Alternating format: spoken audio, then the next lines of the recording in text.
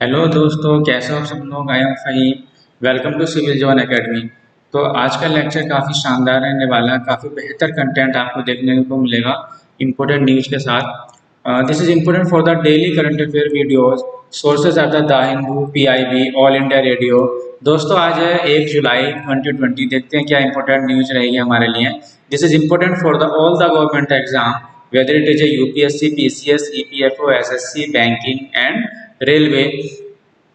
देखिए दोस्तों, आज की पहली न्यूज है। जो प्रधानमंत्री गरीब कल्याण अन्न योजना है उसको एक्सटेंड कर दिया गया है। ठीक है, कल हमारे प्राइम मिनिस्टर साहब ने नेशन को एड्रेस किया था, तो उन्होंने अनाउंस किया है एक्सटेंशन ऑफ द प्रधानमंत्री गरीब कल्याण अन्न योजना को। तो कब तक कर दिया है? नवंबर तक इसको एक्सटेंड कर दिया है। तो इसका क्या एडवांटेज होने वाला है? ये 80 करोड़ पीपल्स को क्या है प्रोवाइड कराएगा 5 ग्राम फ्री राइस और व्हीट, चावल और गेहूं 5 किलोग्राम क्या है प्रोवाइड कराने का इसका उद्देश्य है। तो देखिए, और साथ में क्या है 1 किलोग्राम पल्सेस भी मिलेंगे। क्लियर? जो 5 किलोग्राम राइस और व्हीट है वो फैमिली के हर मेंबर को मिलेगी। क्लियर? और जो 1 किलोग्राम पल्सेज है वो पूरी फैमिली को मिलेगी फॉर द 1 मंथ। क्लियर? तो दोस्तों ये दिवाली आने वाली है, दिवाली और छठ पूजा तक इसको एक्सटेंड कर दिया है जो नवंबर में आने वाली है। क्लियर? तो जो टारगेट, जो मोटिव है दोस्तों, ये देखने को मिल रहा है this is for the one nation one ration card. Clear? अभी क्या होता है फिलहाल दोस्तों, एक स्टेट है मान लो, तो यहाँ पर क्या जिस स्टेट का व्यक्ति है या पर्सन है वहीं से उसको राशन मिलेगा। ठीक है, मगर ये जो मोटिव है इनका क्या है, one nation one ration card का, कि आने वाला टाइम ये हो सकता है कि कोई भी किसी भी स्टेट का हो और कहीं से भी किसी भी स्टेट में उसको अनाज मिल सकता है। क्लियर? तो चलिए देख लेते हैं कि प्रधानमंत्री गरीब कल्याण अन्न योजना कब लॉन्च होती, क्या है। क्लियर? तो इसका जो फर्स्ट पैकेज रिलीज हुआ था दोस्तों कोविड-19 के टाइम में हुआ था, जो चल रहा है फिलहाल में। और जो 3 मंथ के लिए किया था, 30 मंथ के लिए किया था। क्लियर? 30 जून के लिए किया था। अब जो फिलहाल कर दिया है एंड नवंबर तक कर दिया है। क्लियर? नवंबर तक इसको एक्सटेंड कर दिया। और स्कीम कवर किसको करेगी दोस्तों? 1 करोड़ राशन कार्ड होल्डर को कवर करेगी। और इसका पर्पज आपको पता ही है, 5 किलोग्राम क्या है फूड ग्रेन देना है, राइस और व्हीट का, और 1 किलोग्राम पल्सेस देने हैं। Clear? Free of the cost. Clear? चलिए अगला दोस्तों, एक जो 8 कोर इंडस्ट्रीज के बारे में आपने सुना होगा। अभी इसका एक इंडेक्स जारी हुआ है मई 2020 के लिए। ठीक है, किसने किया है? Office of the economic adviser. और किसके डिपार्टमेंट, किसके अंदर आता है? Department of the promotion of industry and internal trade. Clear? तो इस डिपार्टमेंट के अंदर में ऑफिस आता है। तो इसने क्या किया, अभी एक इंडेक्स रिलीज किया है किसके लिए? 8 कोर इंडस्ट्रीज। क्लियर? और मंथ ऑफ द 2020। क्लियर? तो ये देखने को मिला है कि जो मई 2020 में जो डिक्लाइन हुआ है, कितना हुआ है? 23.4% डिक्लाइन हुआ है। ठीक है, जो इंडेक्स डिक्लाइन हुआ है। और comparison to the decline of 37% in the month of the April 2020। तो अप्रैल में दोस्तों 37% डिक्लाइन हुआ था, और मई में कितना हुआ है? 23% डिक्लाइन हुआ। तो पहले से काफी इंप्रूव हुई है सिचुएशन। और और जो कम्युलेटिव ग्रोथ है दोस्तों, ये अभी नेगेटिव नहीं है, -30% है। क्लियर? तो देख लेते हैं, काफी इंपोर्टेंट क्वेश्चन पूछा जाता है इससे, काफी फ्रिक्वेंटली एग्जाम में पूछा जाता है। क्लियर? 8 कोर इंडस्ट्री होती क्या आगे। क्लियर? तो 8 कोर इंडस्ट्री हम देख लेते हैं कौन कौन सी है, जिसमें कोल आता है, क्रूड ऑयल आता है, नेचुरल गैस आता है, रिफाइनरी प्रोडक्ट्स आते हैं, फर्टिलाइजर आता है, स्टील, सीमेंट, इलेक्ट्रिसिटी। क्लियर? और जितनी भी 8 कोर इंडस्ट्रीज है, तो इनका जो वेटेज है दोस्तों इंडस्ट्रियल प्रोडक्शन में, ध्यान रखना ये 40.27% है। क्लियर? 40.27% है। ये एग्जाम में पूछा जाता है क्वेश्चन। ठीक है, तो जो टोटल वेटेज है इनका 8 कोर इंडस्ट्री का 40.27% है। Clear? In the field of the industrial production. Clear? और ये काफी देखो सिविल सर्विस एग्जाम में क्वेश्चन पूछा गया है कि जो 8 कोर इंडस्ट्रीज है इनका वेटेज देखिए इंक्रीजिंग और डिक्रीजिंग ऑर्डर में। क्लियर? तो हम डिक्रीजिंग ऑर्डर देख लेते हैं। तो सबसे ज्यादा जो वेटेज है दोस्तों ध्यान रखना है रिफाइनरी प्रोडक्ट का है, फिर इलेक्ट्रिसिटी का आता है, फिर स्टील का आता है, coal, crude oil, natural gas, cement, और सबसे कम वेटेज है फर्टिलाइजर का। ये देखिए यहाँ पे इसमें देख सकते हैं। बस एक बार नजर मान लीजिए, इसका 20% है लगभग पेट्रोलियम है, रिफाइनरी का फिर 19.8 है, इलेक्ट्रिसिटी का है, स्टील का कितना है 17.92 है, कोल प्रोडक्शन का 10.33 है, क्रूड ऑयल प्रोडक्शन का 8.98 है, नेचुरल गैस प्रोडक्शन का 6.88 है, सीमेंट प्रोडक्शन का 5.3 है, फर्टिलाइजर का है 2. इसको याद करने की जरूरत नहीं है, बस एक बार देख सकते हैं। बाकी आपको ये ऑर्डर याद रखना है, क्लियर। वेटेज किसका, तो सबसे ज्यादा वेटेज है रिफाइनरी प्रोडक्ट का वेटेज है, क्लियर, और सबसे कम किसका, फर्टिलाइजर का, क्लियर। चलिए अब जब IIP की बात हो गई है, इंडेक्स ऑफ इंडस्ट्रियल प्रोडक्शन, तो इसके बारे में जान लेते हैं आखिर है क्या ये, ठीक है। तो ये इंडेक्स फॉर द इंडिया के लिए इंडेक्स है ये, विच डिटेल आउट, जो डिटेल देता है growth of the various sector in the economy, जो भी इकोनॉमी में डिफरेंट टाइप्स के सेक्टर हैं सबके ग्रोथ के बारे में ये इंडेक्स प्रोवाइड कराता है, जैसे माइनिंग हो गया, क्लियर, इलेक्ट्रिसिटी हो गया, मैन्युफैक्चरिंग हो गया। और जो पब्लिश करते हैं दोस्तों कौन करता है, CSO पब्लिश करता है, सेंट्रल स्टैटिस्टिक ऑफिस, क्लियर, इसके द्वारा पब्लिश की जाती है रिपोर्ट। और जो यहाँ ध्यान रखना काफी इंपोर्टेंट ये क्वेश्चन है, जो इसका बेस ईयर लिया जा रहा है दोस्तों, अब जो लिया जा रहा है करंट में 2011-12 लिया जा रहा है, इससे पहले क्या था 2004-5 था, क्लियर। तो ध्यान रखना अब जो चेंज हो गया इसका बेस ईयर है 2011-12। अगली न्यूज है दोस्तों, my government corona help desk, ये है क्या, और कोक्स 2020, इस चीज के बारे में पढ़ते क्या चीज है, देखते हैं। ये artificial enable based my government corona help desk, अभी इसने फिलहाल में क्या दोस्तों 2 अवार्ड जीते हैं, क्लियर। कौन कौन से अवार्ड हैं, best innovation for covid society, दूसरा अवार्ड है पीपल चॉइस कोविड-19 ओवरऑल विनर, ठीक है। तो ध्यान रखने 2 अवार्ड किसने जीते हैं, my government corona help desk, इसके बारे में जानने क्या है ये। बाकी ये जो मीटिंग हुई थी दोस्तों कोगैक्स 2020 की कहाँ पर हुई है, ये हुई है लंदन में मीटिंग हुई है, जिसको बोलते हैं global leadership summit and festival of artificial intelligence and emerging technology, clear. तो ध्यान रखना लंदन में किसकी, कोक्स 2020 की मीटिंग हुई है। और जो अवार्ड जीता दोस्तों, ये पार्टनर कौन कौन है, माई गवर्नमेंट है और जियो हैप्टिक टेक्नोलॉजी, ठीक है, इन दोनों ने साथ में ये अवार्ड जीता है। अब देखते हैं माई गवर्नमेंट है क्या, तो दोस्तों एक ओपन प्लेटफॉर्म है, सिटीजन एंगेजमेंट प्लेटफॉर्म है, क्लियर। और ये गवर्नमेंट और सिटीजन कम्युनिकेशन का ये क्या है आपका, ठीक है, प्लेटफॉर्म है, 2 वे कम्युनिकेशन का है। और ये प्लेटफॉर्म दोस्तों वर्ल्ड लार्जेस्ट डेमोक्रेसी को रिप्रेजेंट करता है, ठीक है। और इसने क्या किया है अभी फिलहाल में, दोनों ने जैसे my government, Jio haptic technology और व्हाट्सएप, ये तीनों ने मिलकर क्या किया दोस्तों, एक बनाया है, डेवलप किया है AI enable my government corona help desk, जो अभी हमने देखा था, ये my government corona help desk. तो इन्होंने अभी ये डेवलप किया, तीनों ने मिलकर, किसने, माई गवर्नमेंट ने, जियो हैप्टिक और व्हाट्सएप ने, क्लियर। इसका जो रिकॉर्ड टाइम रहा 5 दिन का रहा, ठीक है, और इंक्लूडिंग द वीकेंड, क्लियर। अब जो है दोस्तों इसका क्या रिसीव, इसमें क्या क्या है, अभी थोड़ी इंफॉर्मेशन है कुछ ये कि 76 मिलियन मैसेज इन्हें कोविड-19 के दरमियान क्या है रिसीव किए हैं, और प्रोसेस कितने किए हैं, 41 मिलियन कन्वर्सेशन स्टार्ट हुए, क्लियर। इसके लिए इसको अवार्ड मिला गया। अब देख लेते हैं कोगैक्स 2020 क्या है, clear. CogX is one of the world's largest event on the AI, ठीक है, वर्ल्ड का सबसे बड़ा इवेंट है। और किसके लिए दोस्तों, ये आर्टिफिशियल इंटेलिजेंस के फील्ड में है, और जो एनुअली हर साल लंदन में होता है ये, क्लियर। अभी फिलहाल में 15,000 पार्टिसिपेट यहाँ पे, ठीक है, अटेंड किया है। और कौन कौन थे, बिजनेसमैन थे, गवर्नमेंट, जितनी भी इंडस्ट्री और रिसर्च इंस्टीट्यूशन थे, क्लियर। और कोगैक्स अवार्ड दोस्तों किसके लिए दिया जाता है, आर्टिफिशियल इंटेलिजेंसी में जो बेस्ट ऑफ बेस्ट करता है, क्लियर, तो इसके लिए जाता है। तो इसमें अभी फिलहाल में किसको मिला है, my government corona help desk के लिए अभी जो 3 पार्टनर है इसके, याद रखना, my government, Jio haptic and technology, ठीक है। और कोगैक्स ध्यान रखना दोस्तों कब होता है, कहाँ पर होता है, ये लंदन में, ठीक है, इसको लॉन्च किया है। अगला देखते हैं Indian stamp act 1899 and rule, ये क्या है, ठीक है। अभी फिलहाल में अमेंडमेंट किया दोस्तों किसको, इंडियन स्टैम्प एक्ट 1899, ध्यान रखना इस एक्ट का कब आया था, 1899 में आया था। इसको अभी अमेंडमेंट की बात की जा रही है through the finance act 2019, clear. तो इसके द्वारा इसको अमेंड किया जा रहा है। और जो इफेक्ट होने वाला है, जो लागू होने वाला है 1 जुलाई 2020, आज से ये दोस्तों लागू होने वाला है, क्लियर।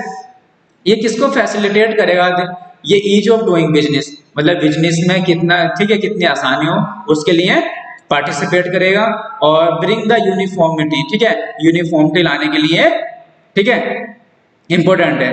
तो इसका जो टारगेट है दोस्तों, one place by one agency on one instrument, ठीक है। तो एक ही जैसे वन कार्ड वन, ठीक है, वन राशन वन कार्ड के लिए तो जो स्कीम है उसी तरीके है कि एक ही प्लेस हो और एक ही एजेंसी और एक ही इंस्ट्रूमेंट यूज किया जाएगा, क्लियर, एक यूनिफॉर्मिटी लाने के लिए किया जा रहा है। तो अभी प्रेजेंट सिस्टम में क्या है कि अभी दोस्तों देखना पड़ता है कि multiple rate for the same instrument, her state में क्या है अलग अलग इंस्ट्रूमेंट के लिए अलग अलग रेट है, ठीक है। तो इसलिए एक कॉमन प्लेटफॉर्म, कॉमन ही एक जैसे जीएसटी किया गया था, जीएसटी एक वन प्लेटफॉर्म बना दिया, ठीक है, बहुत सारे टैक्स को जोड़ के। तो इसलिए ये इसी टाइप का कि एक ही, ठीक है, एक ही रूल हो सभी स्टेट के लिए, क्लियर। चलिए देख लेते हैं जो फाइनेंस एक्ट अमेंडिंग किसको कर रहा है दोस्तों, इंडियन स्टैम्प एक्ट 1899 इसको अमेंड कर रहा है, और Indian stamp collection of stamp duty through the stock exchange clearing corporation and depositories rule, ये रूल है दोस्तों एक 2019 का, इन दोनों को अमेंड कर रहा है, क्लियर।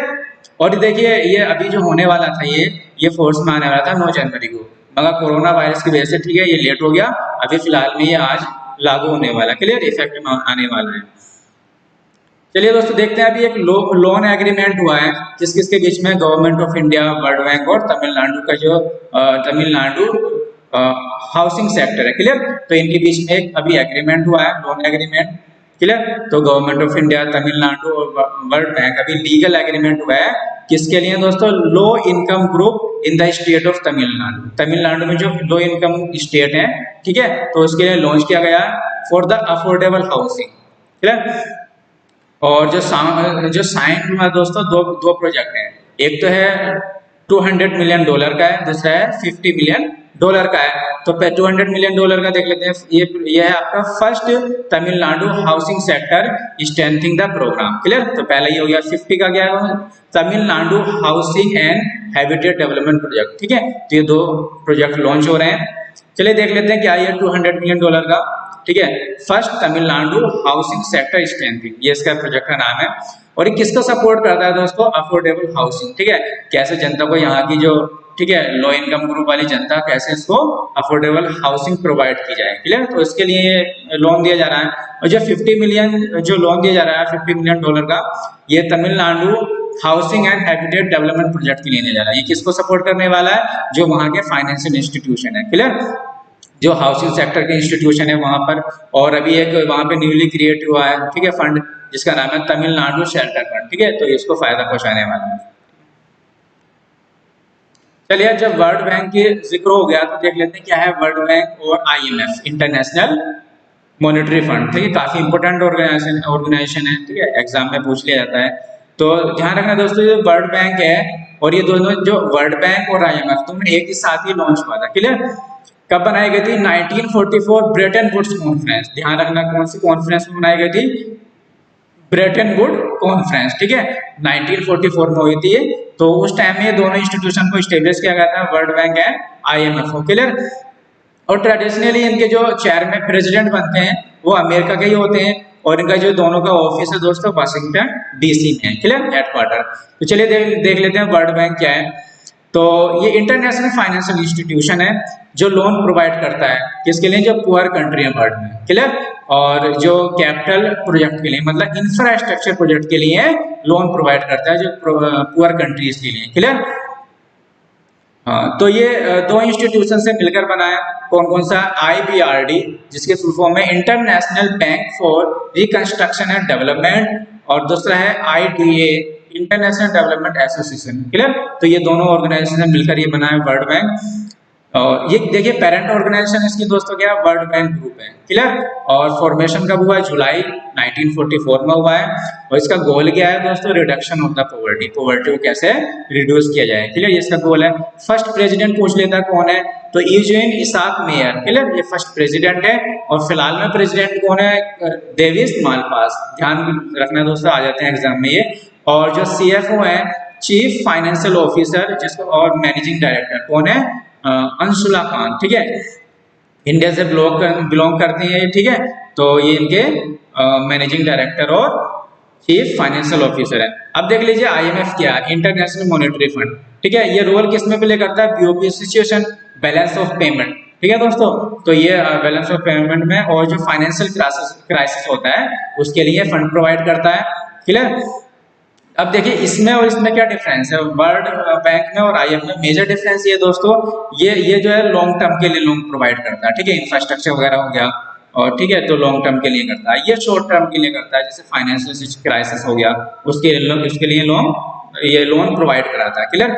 और फॉर्मेशन कब हुआ था दोस्तों इसका, देखिए 27 दिसंबर 1945, ठीक है। तो लॉन्च तो एक साथ हुई थी दोस्तों 1944 में, जिसको बोला जाता है ब्रेटन वुड्स कॉन्फ्रेंस, मगर जो ध्यान रखना है ये जो फॉर्मेशन हुआ है इसका वर्ल्ड बैंक का 1944 में हुआ था जुलाई में, और आईएमएफ का हुआ था 1945 में। ध्यान रखना दोस्तों ये कंफ्यूजन के लिए, ठीक है, दे दिया जाता है, जबकि लॉन्च दोनों एक ही उससे हुआ, कॉन्फ्रेंस हुआ था 1944 ब्रेटन वुड्स कॉन्फ्रेंस, क्लियर। इनके जो मैनेजिंग डायरेक्टर हैं ये आपका क्रिस्टलियाना जियोगिर्वा, ठीक है, ये इनके मैनेजिंग डायरेक्टर हैं, और चीफ इकोनॉमिस्ट गीता गोपीनाथ। ये काफी एग्जाम में पूछा गया, ठीक है, कि आईएमएफ के चीफ इकोनॉमिस्ट कौन है, ये भी इंडियन से, ठीक है, इंडियन ओरिजिन है, तो गीता गोपीनाथ। अगला देखिए मत्स्य संपदा, ठीक है, मत्स्य संपदा क्या है, अभी फिलहाल में union minister of the fisheries animal husbandry and diary, ठीक है, जो मिनिस्टर है श्री गिरिराज सिंह है, तो इन्होंने अभी फर्स्ट एडिशन लॉन्च किया है मत्स्य संपदा। तो दोस्तों किसकी गाइडलाइंस पर ये प्रोग्राम, ये प्रधानमंत्री मत्स्य संपदा योजना है, अभी पहले ये लॉन्च की गई थी, ठीक है, तो इसकी गाइडलाइंस पे ये अभी इन्होंने लॉन्च किया है।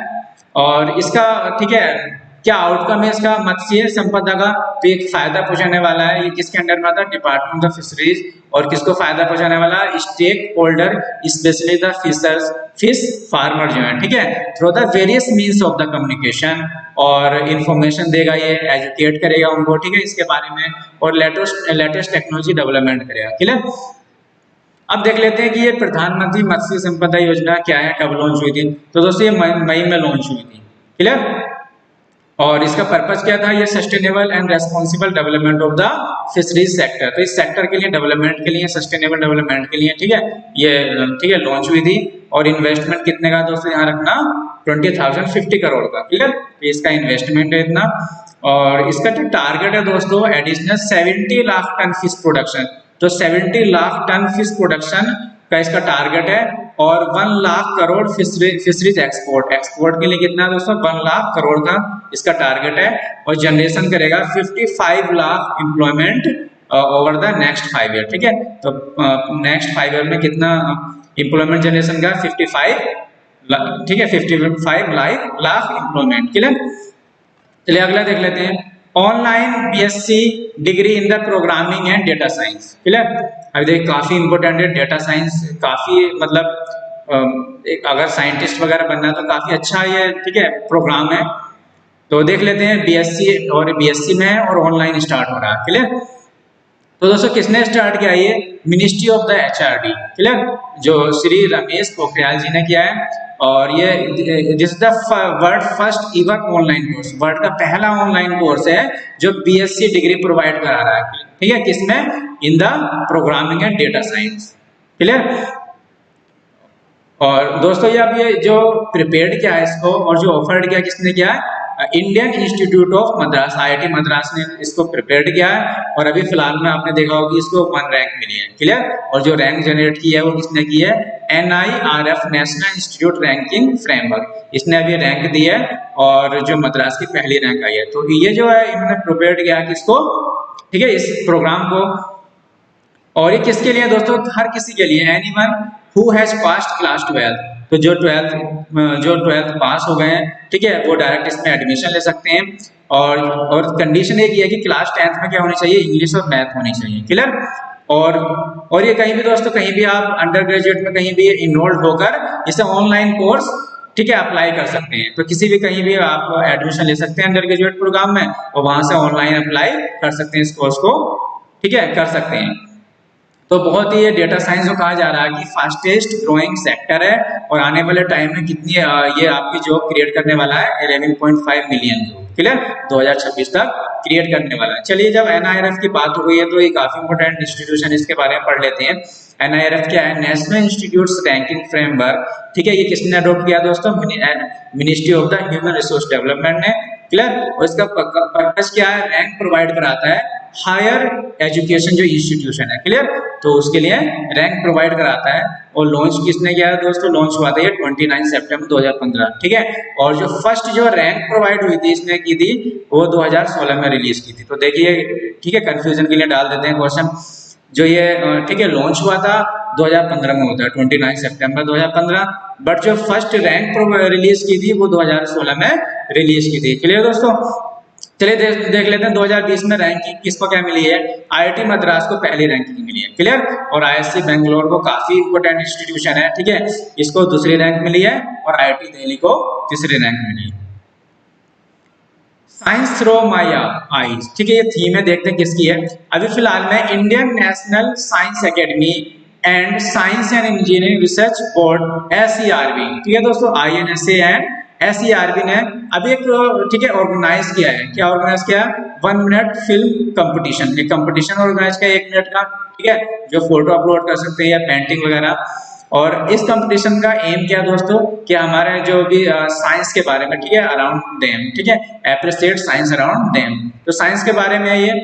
और थीम क्या है दोस्तों? Science through my eyes, clear. तो इसकी थीम याद रखना और ध्यान रखना ये खाली इंडियन नेशनल के लिए है, क्लियर। और कोई भी इसकी फीस नहीं है। और जो दोस्तों एंट्री कर सकते हैं 3 ग्रुप में कर सकते हैं, चाहे PhD वाले कर सकते हैं इसमें, पोस्ट डॉक्टोरल वाले कर सकते हैं, क्लियर, और प्रोफेशनल कर सकते हैं जैसे MBBS MD MTech, क्लियर। ये सब लोग जो 3 कैटेगरी वाले इनको इनमें पार्टिसिपेट कर सकते हैं, ठीक है। तो थीम याद रखना science through my eyes, clear. और ठीक है, कौन ऑर्गेनाइज करा रहा है? National institute science academy and science and engineering research board. तो देखिए INSA के बारे में जान लेते हैं कि है क्या, ठीक है। तो इंडियन नेशनल साइंस एकेडमी, इसके बारे में देख लेते हैं क्या है, काफी इंपोर्टेंट इंस्टीट्यूशन है। तो ये देखिए फिलहाल में न्यू दिल्ली में स्टेब्लिश्ड है, क्लियर। अपेक्स बॉडी है इंडियन साइंटिस्ट की, और क्या रिप्रेजेंट करता है? Branches of the science and technology, clear, ठीक है। अभी फिलहाल में दोस्तों 2019 में अपॉइंटमेंट हुआ है एज ए प्रेसिडेंट, किसका हुआ है? चंद्रमा साहा, ठीक है। तो अभी अपॉइंट हुई है। और ये कौन है दोस्तों? First women of the head of the INSA, ठीक है। तो इस तरीके से काफी इंपोर्टेंट क्वेश्चन बन सकता है यहाँ से। तो ये पहली वुमेन है जो इनकी प्रेसिडेंट बनी है, क्या नाम है इनका? चंद्रमा साहा, क्लियर दोस्तों। अभी तो फिलहाल में इसके जो, ठीक है, कहाँ पर है? न्यू दिल्ली में है, मगर जिसका ओरिजिन है दोस्तों ये फाउंड हुआ था कलकत्ता में, जो अभी कोलकाता बोलते हैं, क्लियर, 1935 में फाउंड हुआ था, ठीक है। तो ध्यान रखना, तो ओरिजिन कहाँ पे है? जो फाउंड हुआ था कलकत्ता में हुआ था, और फिलहाल में न्यू दिल्ली में इसका, ठीक है, हेडक्वार्टर है। अभी एक न्यूज है दोस्तों, जो सऊदी अरबिया, कुवैत, कतर, ये जो कंट्रीज हैं, अभी जो वंदे भारत 4 फेज चल रहा है, ठीक है, तो इनको इंक्लूड कर लिया गया लाने के लिए, ठीक है। तो अभी ministry of the external affair ने ऐड किया है मोर फ्लाइट्स, ठीक है। और 4th फेज चल रहा है अभी, किस किस को किया है? सऊदी अरबिया, कुवैत और कतर, ठीक है। इनिशियली पहले क्या चल रहा था दोस्तों, जो 3 कंट्री थी, ये 3 कंट्री बिलोंग करती है गल्फ कॉर्पोरेशन काउंसिल, काफी इंपोर्टेंट काउंसिल है ये, ठीक है। तो इन नेशन को ये, ठीक है, इसमें बिलोंग करती है। तो फिलहाल में एक्सक्लूड कर दिया गया था, मगर अभी जो है इसको इंक्लूड कर लिया गया है। बाकी टारगेट किसको बनाया जा रहा था? यूनाइटेड अरब, ठीक है, अमीरात, बहरीन और ओमान, क्लियर। तो बहुत सारे जो लोग वहां पे फंसे हुए हैं, ठीक है, तो ये आ सकते हैं। तो चलिए देखते हैं हमारा जो क्वेश्चन है, हमारे ये क्वेश्चन है कि मेन क्वेश्चन है कि वंदे भारत मिशन क्या है, क्लियर। तो देख लेते हैं द इंडियन नेशनल स्टैंडर्ड, जो हमारे जो इंडियन नेशनल फंसे हुए हैं, क्लियर, ओवरसीज में due to the global corona virus lockdown, ठीक है, तो उनको रिटर्न लाने के लिए एक स्कीम चलाई गई, वंदे भारत मिशन, ठीक है। इसके रेस्पेक्ट में एक और स्कीम चलाई गई थी इंडियन नेवी के द्वारा, क्या थी? ऑपरेशन समुद्र सेतु, क्लियर। तो देख लेते हैं क्या चलिए ऑपरेशन समुद्र सेतु के बारे में पढ़ लेते हैं क्या है। तो एक इन्होंने लॉन्च किया था, इंडियन नेवी ने लॉन्च की थी, क्लियर। इसमें दो शिप यूज किए थे, कौन कौन से ध्यान रखना? INS जलस, अभी हमने पहले लेक्चर में, ठीक है, इसका डिस्कशन किया था, INS जलस और INS मगर, इन दोनों का याद रखना, ठीक है। तो समुद्र सेतु में 2 यूज हुए हैं जो फर्स्ट फेज में दोस्तों, कौन सा था? INS जलस और INS मगर। अब देखिए काफी इंपोर्टेंट ऑर्गेनाइजेशन है, एग्जाम में काफी क्वेश्चन पूछा जाता है कि गल्फ कॉर्पोरेशन काउंसिल है क्या? GCC, clear. तो इसका एक नाम और है corporation council for Arab state of gulf, ठीक है, ये नाम है। बाकी इसको गल्फ कॉर्पोरेशन काउंसिल भी बोलते हैं, क्लियर। तो ये regional inter governmental political and economic union है और किसकी है दोस्तों, all the Arab state of the Persian gulf except the Iran. ध्यान रखना दोस्तों एक्सेप्ट द। अब देखिए पर्शियन गल्फ, ये देखिए चित्र में देखते हैं, यहाँ पे फिगर में देखते हैं, ये देखिए इसी है आपका पर्शियन गल्फ यहाँ, ठीक है। तो ये वाला है और ये आपका क्या दोस्तों इराक है। तो इसको छोड़कर जो ये पर्शियन गल्फ की ये वाली जो कंट्री है साइड में, तो ये इसके ये थी कि मेंबर है और एक्सेप्ट द इराक, इराक इसका मेंबर नहीं है। तो कौन कौन से हैं दोस्तों, देख लेते हैं। बहरीन है, कुवैत है, Oman, Qatar, Saudi Arabia, UAE. देख लेते हैं, ये सऊदी अरबिया हो गया, ओमान, ठीक है, और ये यूएई हो गया, कतर, बहरीन और कुवैत। तो ये 6 इसके मेंबर हैं, ध्यान रखना। और स्टेब्लिश कहाँ हुई थी दोस्तों, रियाद में हुई थी और सऊदी अरबिया में, ठीक है, 1981 में।